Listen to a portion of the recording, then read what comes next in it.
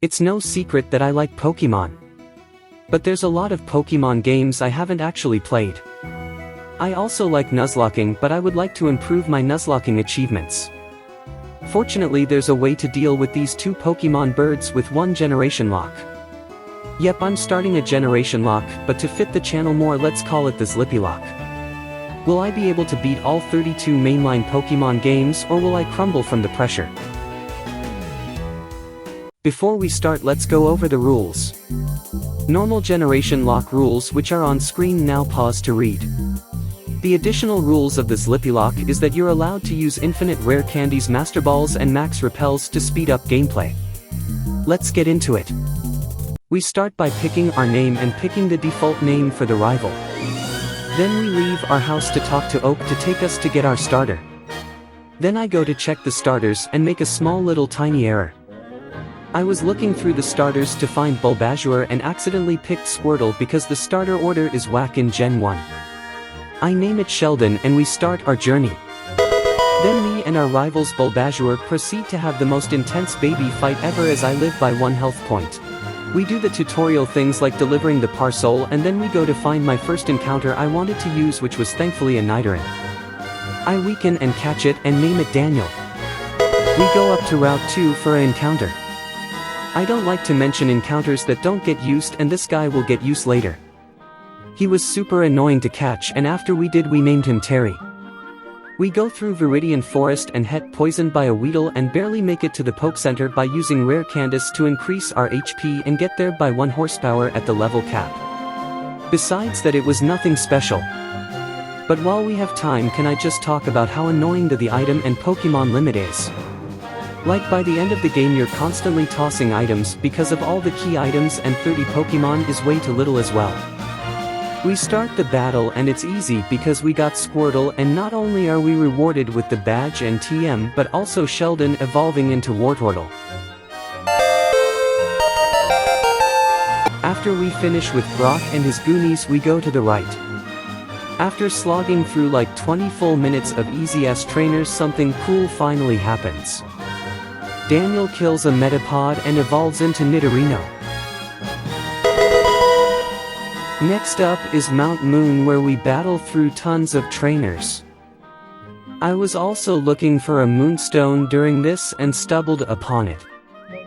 I used it and got a level 16 Nidoking. Next I go through the rest of Mount Moon, grab the correct fossil, I'm not saying which one, and go to the path to Celadon and grab Mega Punch, which is my main strategy for the second gym. An annoying thing is that a main part of my strategy for this leg was to get Alakazam, but I didn't get it from Route 14 or 15. The battle strategy was pretty simple. Mash Mega Punch and pray. It worked barely, but it did work. I go to fight the rival, who was awash with trash Nidoking. Daniel makes quick work with the bridge and the trainers on Route 25. Then I realized I over-leveled Daniel and Sheldon. I had to use a new Pokemon. This is awful. Terrible, in fact. Nidoking was my strategy for Surge, and now I need more Pokemon, so this is what I did. I decided to use Terry the Weedle and evolved it to Beedrill. Listen. I love Terry. He is super cool. A underdog of sorts, and he's trying his best, but damn. He is so bad without a bug move. His best move is Fury Attack.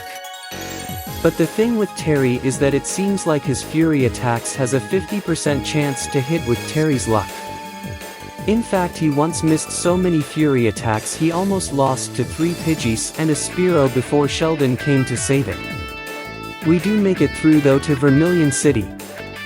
As much as I love Terry, he can't beat Surge on his own, and I can't rock 3 Pokemon the whole game. Cough cough spizzles cough cough.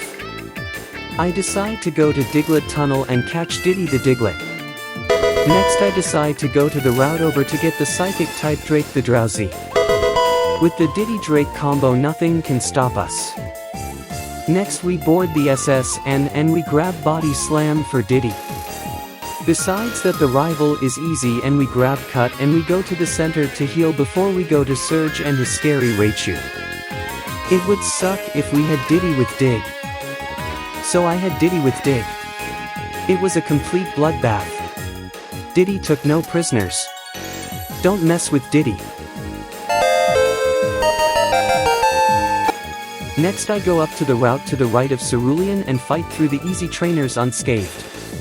Next I go through Rock Tunnel without flash like a complete Chad. It was boring and then it was over except for one thing. Diddy evolved. Drake also evolved 3 battles later.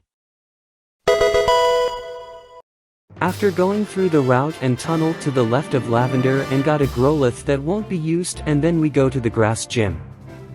We lead with our main strategy for this gum. Drake won't stop till he's satisfied. Pause. A confusion almost kills Victreebel with him hitting itself in confusion to finish it off. Tangela got taken care of by Terry and Terry stayed to finish off Vileplume to give use our 4th badge. Next we go to get our final Pokemon I wanted to use. On the route to the right of Celadon we have the encounters to make it so I'm guaranteed to get Doduo, which we evolve to Dodrio and name Birdra. It's a great Pokemon to use Fly, which we give it so that we don't have to walk. Next we go through the Rocket Hideout, which I really struggled with and ended up searching a guide. You won't see it on screen because it took away 30 whole minutes of my life. Hate this place. But after I do figure it out, it's trivial because a fast Pokemon like Birdra with strong stab, fly and double edge, which we find the TM for here and give it to Birdra, it destroys weak Pokemon. But after a while we do get to Giovanni. The Giovanni fight was trivial because Daniel has enough power to deal with Kangaskhan and has Water Gun from a TM, which is weak, but against 4x weak Pokemon it works.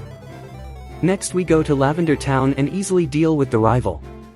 To be honest, I don't know what I was doing trying to Mega Punch Ivysaur with Sheldon, but it was easy either way. The rest of the floors of Lavender Tower is free, but while I was here let's talk about a few things. 1. I figured out the crazy fast speed up button of MGBA, and 2. I'm not catching any other Pokemon because I don't need to. Next up is Silph Co. It isn't that difficult. The grunts are super easy with our cracked squad, but a few cool things happened. 1. I got the TM for Earthquake, which I gave to Daniel to get an insane stab move. To be honest, Silph Co is a breeze with a tutorial, and after you do it a couple times you never fail it again unless it's been a while, which in my case was true. I start the battle with Drake taking out Pidgeot and using Birdra to deal with Gyarados. Next Sheldon wipes Growlithe off the Poke Planet. Drake out tanks Alakazam and wins their 1v1, and Birdra takes out Venusaur for a win. After that I leveled up the team and Sheldon evolved, but I accidentally sped through it. Giovanni is a pushover with the combo of Drake and Sheldon for the first and last 2 Pokemon respectively. Next up is the Psychic Gym. Going through the gym isn't hard, and soon enough we're at the gym. The fight starts with Sheldon getting his shit rocked and Drake beating Kadbra with headbutts. Next Diddy takes out Mr. Mime with 2 digs. Drake comes back to kill them off. I heal Drake with my 1 healing item for this battle using a super potion and then winning with a few headbutts. We go to Route 12 and kill the trainers and Snorlax. Next I go through the super annoying Route 13 maze that's easy but tedious, and Route 14 has a great design as a straight line to Fuchsia City. We go to Koga's gym, and since Drake got over-leveled and Daniel doesn't have a ground move, Diddy spams Dig and gets us the Soul Badge. After the gym I go through the Safari Zone and see if I can get a Tauros, but no luck. Instead I get a Nidoran female and I skip the other one because why not? I got Surf and Strength and go down Pallet Town to Cinnabar Island. Next up is the mansion. It's kinda tricky, but I used a walkthrough and also picked up Blizzard to replace Water Gun on Daniel. After I got to the basement and got the key I went up to Blaine's gym. Since I got time, I want to remind you guys to like and subscribe if you enjoy my content. Blaine was a wash pun intended with Sheldon's surf, and that was that. Sheldon wasn't done washing teams away because that's what he did to Giovanni's team. So I did the rival fight before Victory Road but wasn't recording, and when I used Berdra against Gyarados the level difference was too high because I forgot to level up and Berdra died.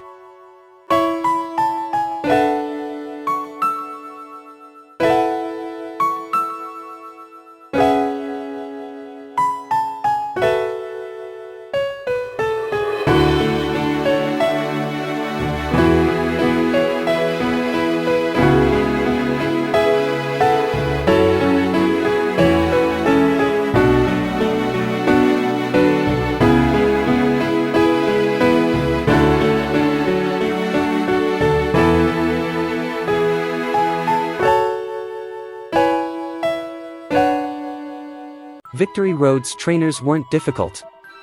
The puzzle wasn't bad and I killed Moltres because legendaries are banned. Anyways, now on to the league.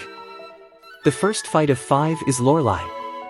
She starts with Dugong and I put it to sleep with Drake and kill it with Psychic, and we do the exact same thing to Cloyster. I don't have any option for Slowbro besides Daniel and Terry, and I have more faith in Daniel, so I use Earthquake, and thankfully he uses a X item and I kill it. Jinx falls to Strength Sheldon and Lapras dies the same way but longer. Bruno was such a pushover with the return of the Sheldon-Drake combo. Sheldon got Golem and the Onyx and Drake the fighting types. Only problem is that I don't have Ethers and I'm out of Psychic PP, which sucks for the next Elite Four. That kinda just means I can't really use Drake besides Sleep. Gengar goes down to Drake's last 2 Psychics. I'm out of Psychics, so I have to put Golbat to sleep and hit it with a headbutt before it. Agatha goes to Wantair and I Metronome and take a huge hit. I switch to Daniel but he falls asleep from hypnosis and she switches to Golbat and we have a sleep fight before I wake up and hit it with some rocks, and Wantair dies to Earthquake, and same with Arbok and Gongar, giving us the win. Gyarados gets put to sleep and Sheldon starts beating up Gyarados. A couple strengths is enough. Beating up blue worm creatures is a pattern with Sheldon as he punches Dragonair to death. Twice. He then drowns the dragon and Daniel nukes it with Blizzard and we win. I start by putting his Pidgeot to sleep and switch into Daniel to handle it. Then Sheldon punches Alakazam to death before drowning it, then drowning Rhydon. Then he showed up. I had no Gyarados counters because Surf was out, so my best bet was Nidoking Rock Slide and it didn't kill and I got one shot.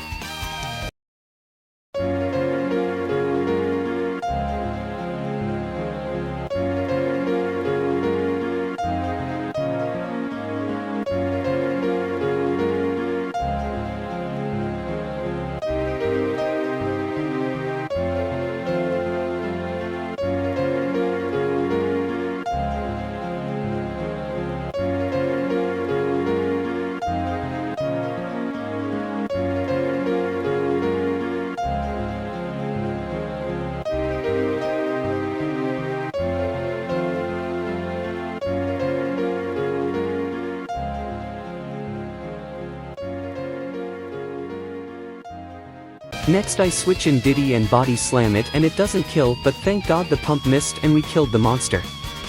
Diddy stays in and earthquakes the Arcanine, and then the underdog bench warmer Terry comes in and kills Venusaur with 2 pin missiles. We did it. Leg 1 of the Zlippy-Lock is complete with only 2 death. We're on to Pokemon Blue with our Pokemon crew. Also, if anyone wants to mod a possible Discord server, I might make do the Google form below, and if I get 1 mod I'll make the server. Anyways, let's go on to the next leg, Pokemon Blue.